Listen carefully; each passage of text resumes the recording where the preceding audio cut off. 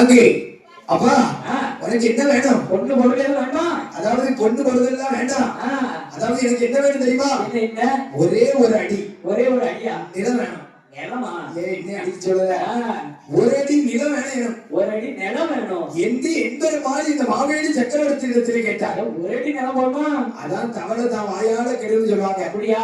அப்பா அது யார் என்று அறியாமல் மாவேலி சக்கரவர்த்தி என்ன கேட்கிறான்? என்னையா ஒரு அடி நிலம்? என்னையா ஒரு அடி நிலம்? அண்ணா கிடைக்கே அந்த கிடக்குவாரு. எனக்கு தோட்டம் தொடர்பு வாய்க்கா வரப்பு கிணறு கேட்ட அந்த மலை எல்லாமே எனக்கு ஒண்ணுதான். உனக்கு என்ன ஒரு அடி நிலம்? என்ன ஒரு அடி நிலம்? 5 அடி நிலம் எடுத்துக்க. 5 அடி நிலம் தானே உன்னை உள்ள வைக்க என்று சொன்ன உடனே சரி அப்பா மாவேலி சக்கரவர்த்தி என்ன வாக்கு மாற வேண்டிய? வாக்கு நான் மாற மாட்டேன். வாக்கு மாறக்கூடாது. இடம் எனக்கு நிறைய எனக்கு 5 அடி நிலம் தாரதான் சொல்லியிருக்கேன் என்று அப்படியே அழகா 2 பேரும் மாவேலி சக்கரவர்த்தி அப்படியே சாப்பிட்டாங்க. சரி அப்படியே அழகா அண்ணன் மருந்து முடிச்சு விட்டு மாவேலி சக்கரவர்த்தியிலே நிலந்தா என்று கேட்டார். சரி அவா ஐயா பெரியவர்களே உங்களுக்கு 5 அடி நிலந்தானே நீங்களே அளந்து எடுத்துக்கங்க என்று சொன்ன உடனே சரி வாக்கு மாறக்கூடாது. வாக்கு மாறப்பட்ட ஐயா 5 அடி நிலம் வேணும். நான் ஒரு மன்னன். 5 அடி நிலம் எனக்கு வேணும் அந்த எடுத்துக்க என்று சொன்ன உடனே சரி என்ன செய்கிறார் தெரியுமா? என்ன அப்படியே காலை வச்சு ஒரு அடி அளந்தார். ஒரு அடி அளந்தார். ஆகிய உலகம் பிரபஞ்சம் எல்லாம் அவர் காலுக்குள்ள அடங்கியது. அடுத்த அடி எடுத்து வைக்க இடம் இல்ல. ஏன் மாவேலி சக்கரவர்த்தி என்ன ஒரு அடியில தந்திருக்க மிச்சம் இடத்தை காணும்? ஏனும் 4 அடி எங்க ஐயா? பார்த்தார் ஐயா. உடனே அப்படி இருக்கும் பொழுது அந்த சுக்ரீவன் அப்படியே அவர் மேல அப்படியே மறைத்தார். பார்த்தார் பெருமாள் சுக்ரீவனுக்கு வாங்கி ஒருத்த கண்ணை வெட்டினார். அதான் இப்பவும் சுக்ரீவ தசை வந்ததுன்னா ஓகோன்னு பணம் கொட்டுமா? யாரு உங்க கூட இருக்கே அந்த சுக்ரீவ தசையா? வீடு கட்டி ஓஹோன்னு இருக்கியா? அதாவது அது லோன் கிடைக்கியா? லோனா? 5 வீடு வச்சிருக்கேன் கேள்விப்பட்டேன். 5 வீடு இந்த பின்னாடி இருக்க மாதிரி அவன் 5 வீடு வச்சிருக்கான். யார் இவனா? அவன் இவன் அவனுக்குலாம் சுக்ரீவ தசை ஆரம்பிச்சு இப்ப 4 மாசம் ஆகுது. 4 மாசம் ஆகுது. ஆமா போகண்டா நல்லா இருக்கட்டும். சுக்ரீவ தசை இருந்தா பணம் கொட்டுமா எங்க அண்ணாவி மாதிரி. ஆமா அப்படி சரி அதாவது அப்படி கொட்டினா தான் நான் இன்னைக்கும் உங்க அதாவது அங்கே அப்படி சுக்ரீவ தசை அப்படியே ஒருத்த கண்ணை வெட்டிய உடனே சரி இந்த சுக்ரீவன் அப்படி என்ன செய்யறான் தெரியுமா? அதான் சுக்ரீவ தசை வந்தது அப்படின்னா எல்லாருக்கும் பணம் கொட்டுமா? உடனே விமர்சனம் கேட்டான். ஆமா அதாவது நம்ம உண்மையான உழைப்புக்கு கண்டிப்பா வரலாம். அப்படியே அப்படியே சுக்ரீவன் அதற்கப்புறம் பெருமாளுடைய பாதத்தில் வீழ்ந்தான். ஐயா எனக்கு விமர்சனம் கொடுங்க. உனக்கு ஒரு கண்டு போனதுதான். ஆமா ஆனா நீ எந்த தசை நீ திரும்பி பார்த்தாலும் சரி அங்க பணமா கொட்டும். இப்பவும் சுக்ரீவ தசை வந்தா பணம் கொட்டும். ஆமா சரி அப்படி உடனே பார்த்தான். ஐயா ஒரு அடி நிலந்தானே தந்திருக்க. 4 அடி எங்க? 4 அடி தரணும் ஐயா என்று சொன்ன உடனே சரி அப்படியே பெருமாளுடைய பாதத்திலே வணங்கி நின்றார். சரி உடனே இவன் 4 அடி எதை தர மறுத்த காரணத்தினால் அவன் என்ன செய்யறான் தெரியுமா? அந்த மாவேலியை சிறையில் வைத்து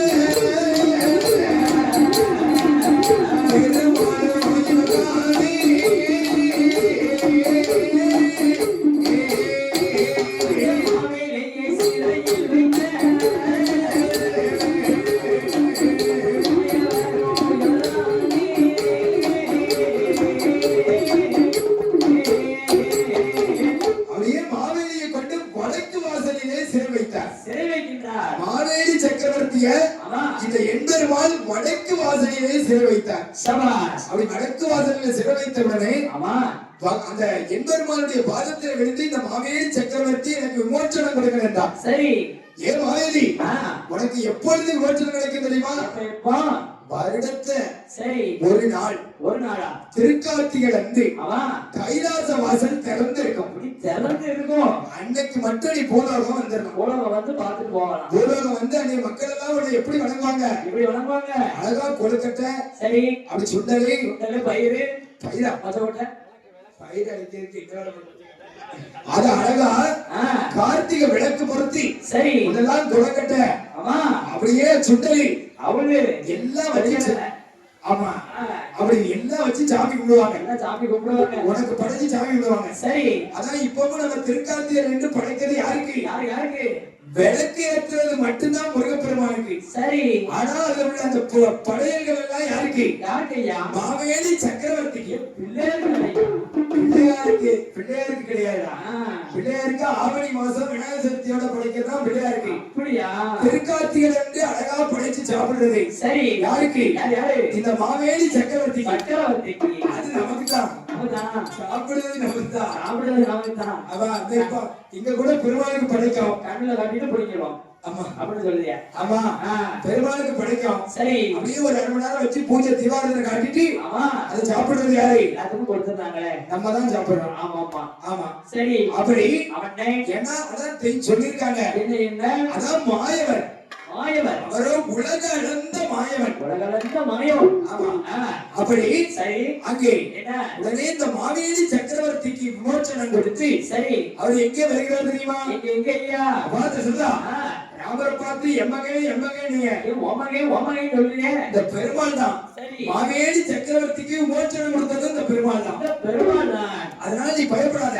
பயமே படாத. போகும்போது சிறு குழந்தையாக ஸ்ரீ ராமரை நான் பெருமாளை கூட்டு போறேன். சரி.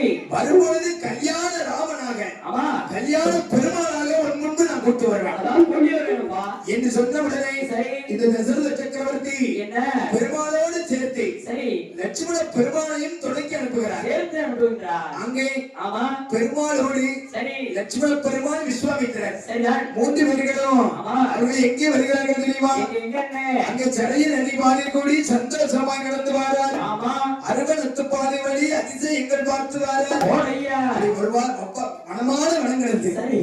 அப்படி மன வனந்திரங்கள் தீவந்தர்கள் காடு செடி கொடிகள் எல்லாம் கிடந்து குமரர்கள் எல்லாம் கடந்து அவரையே இங்க வருகிறார். எங்க இந்த விஸ்வாமித்திரர் தவம் இருக்கக்கூடிய அந்த வேலியை நெருங்கி வந்தார்.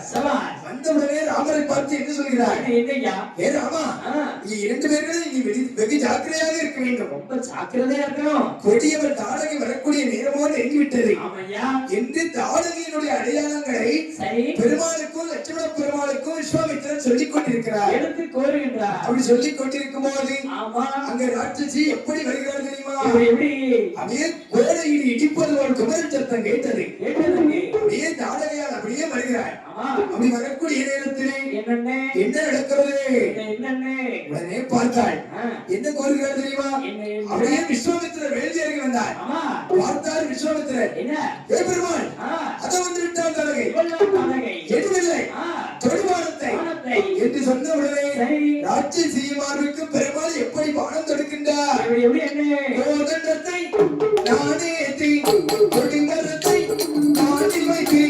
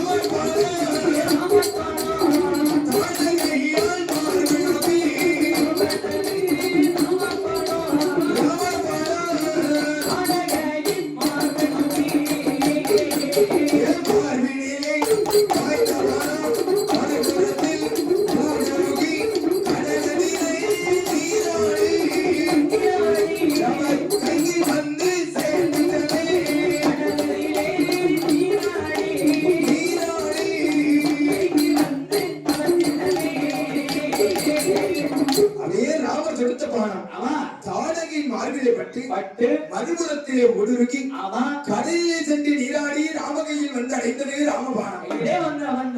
உடனே பார்த்தாள்.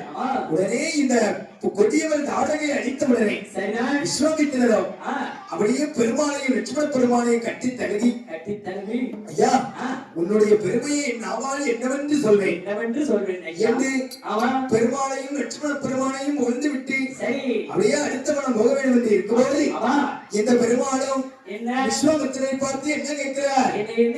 ஐயா, அதாவது என் சமத்து முடிந்ததா? ஐயா. உடனே இந்த பெருமாளை பார்த்து விஸ்வாமித்திர மகாமுனிவர் என்ன கூறுகிறார்? ஐயா, என் சமத்து முடிந்தது ஐயா.